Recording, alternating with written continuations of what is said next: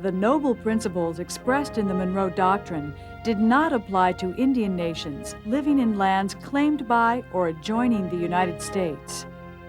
In the Northwest, troops crushed the resistance of the Fox and Sac Indians to white settlement at the Bad Axe Massacre in 1832. In the South, cotton planters lusted for the millions of acres of fertile lands occupied by the 60,000 members of what were known as the civilized tribes. The Cherokee were the largest and most Americanized of all Indian nations. They had their own written language and newspaper, the Cherokee Phoenix, started by Sequoyah in 1826. And they were successful farmers, some even using black slaves to grow tobacco and cotton. When the state of Georgia tried to pressure the Cherokee into selling their land, they declared themselves a republic and wrote their own constitution.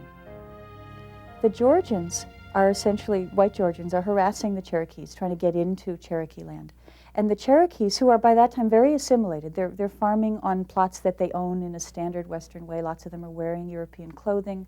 Lots of them are Christianized. They've gone about as far as they can go in terms of assimilating into American culture. And when the Georgians attack them and try to take their land, they do what good American citizens do, and they sue.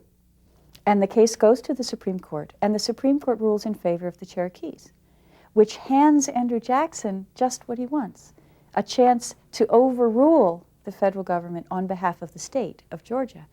What's really going on there is that the Indians are getting caught in Andrew Jackson's struggle over states' rights. Even though the Supreme Court ruled in favor of the Cherokees, President Jackson ignored the decision.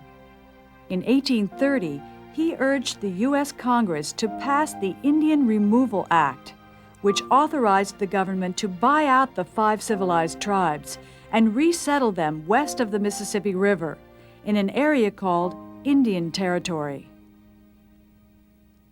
Removal took place throughout the 1830s. In 1836, the American Army marched 15,000 Creeks, men, women, and children, many of them in chains and handcuffs, to their new homes in present-day Oklahoma.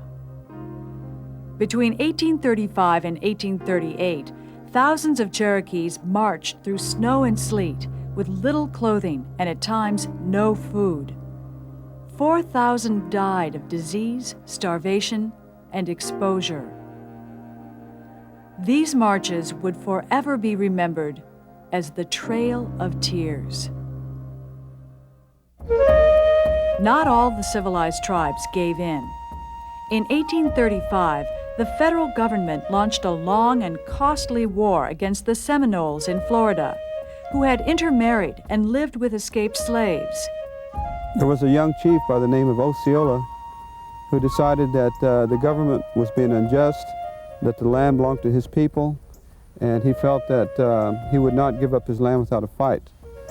According to the legend, Osceola walked forward in hushed silence.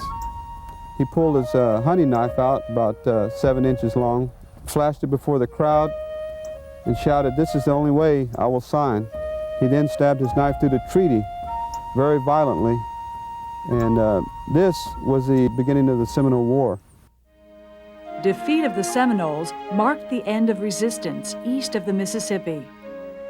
By 1844, removal had been completed in all but a few backcountry pockets of the South.